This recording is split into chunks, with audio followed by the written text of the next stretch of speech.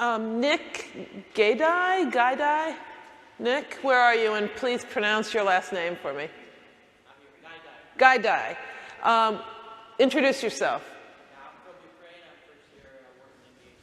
So Nick's question is, what advice do you have for Ukraine's leaders in how to stand up to the Kremlin? Great follow-up. I'm from Ukraine too, as you probably know. I've spent a great deal of my career and been to Ukraine a couple dozen times. And up until I left, I'm probably on the phone, without exaggeration, 3 times a week with Ukrainian leaders of all political stripes and parties. Ukrainian people are an enormously gifted group of people. But they have never been a democracy. Never. But the revolution of dignity has provided the first opportunity for Ukraine to really, actually, for the first time in its history, deliver for its people and its children and grandchildren a democracy. But in Ukraine, like all former Soviet republics, corruption is endemic. Corruption is endemic. And so I have spent an enormous amount of my time, as you know, if you're Ukrainian. It sounds self-serving, but there are not many Ukrainians who don't know who I am, because I've spent so much time. I'm not joking, as you know, because I care. I care. You know, the problem with you guys is, you know, you climb in our life and you steal our hearts. But corruption is endemic. The oligarchs are really some really bad guys. And so there's very few people who are in positions to be able to have influence on the outcome of the Ukrainian people and government who haven't been touched in some way, because the only way they could make it, by some of the corruption on the edges. And Ukraine has gone a long way in setting up institutional changes that make a difference in terms of Western institutional changes. They're increasing significantly transparency. But you're about 3/4 of the way there. 3/4 of the way there. And what I always say to President Poroshenko and to Arseny and Yatsenyuk, anyway, and the new prime minister, is that their only chance is to convince. Back up. If it were not for President Obama, and I'll be blunt, and me, there would be no sanctions on Russia. You know that. The rest of Europe would just like you to go away. Like you to go away. What I often hear is the following. Look, when you guys took office, Ukraine was under the thumb of Russia. What's changed? So what if it's under the thumb of Russia again? There's no strategic impact on us. My response always was, it's pay me now or pay me later.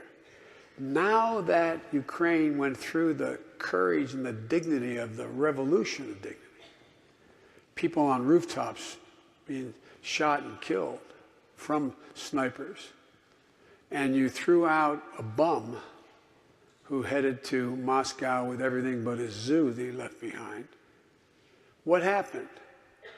If we did not stand with you, the rest of Eastern Europe would fall. They conclude that we would not do what we said we would do in terms of NATO countries. And you see the troubles going on in Poland now. You see the troubles going on in Romania, in Moldova, and a whole range of Eastern European countries. But I literally would be on the phone once a week, at a minimum, with the heads of state in Eastern Europe and Western Europe, saying, you must stay with us. You must impose the sanctions. And they're up against it now.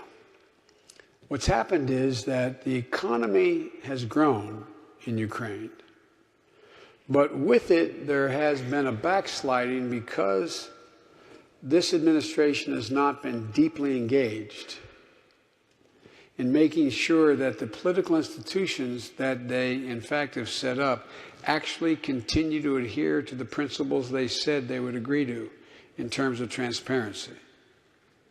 One of the most important speeches I ever gave was to the Rada. You probably, I'm going to say something, some of you probably read it. And it is, it still holds. Because the people who are in charge of your country now, if they do it right, will be remembered by your children and your grandchildren as the founders of the first truly democratic Ukraine. But there's still a lot of push internally between the East and the West, the line of control, what Russia is doing and continuing to meddle. We've never recognized, and we've insisted the rest of the world not recognize, what is essentially the annexation of Crimea by Russia, etc. So this is a process. But I admire the courage.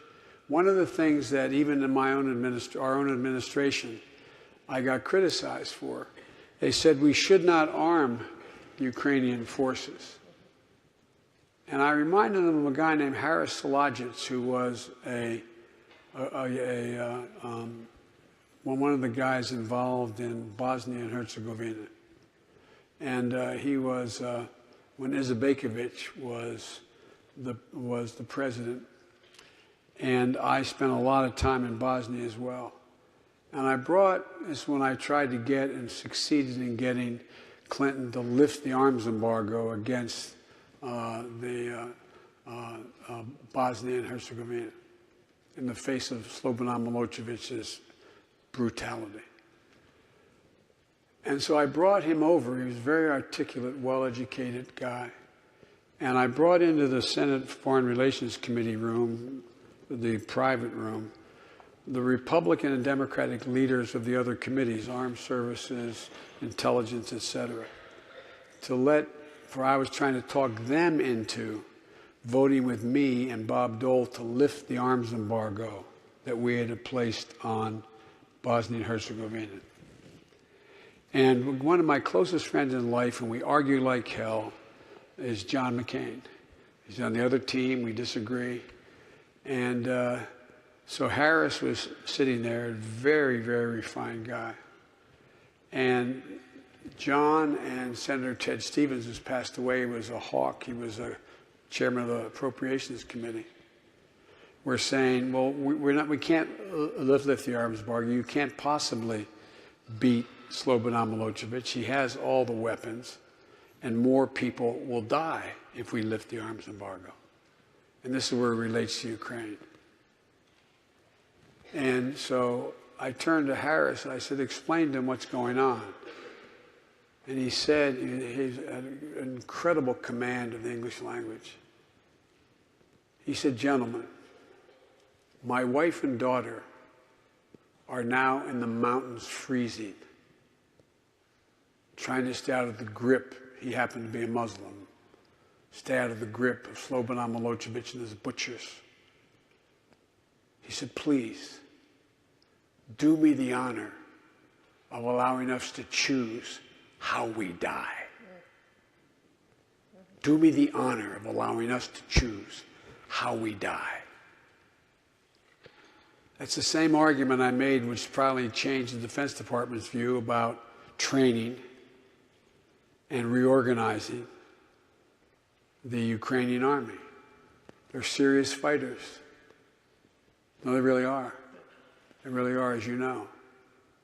And so even though if Russia decided tomorrow to roll over Ukraine, they could. But we should at least allow them to choose how they die. And guess what? Russia is backing away because of the bravery, the incredible, incredible bravery of the Ukrainian forces.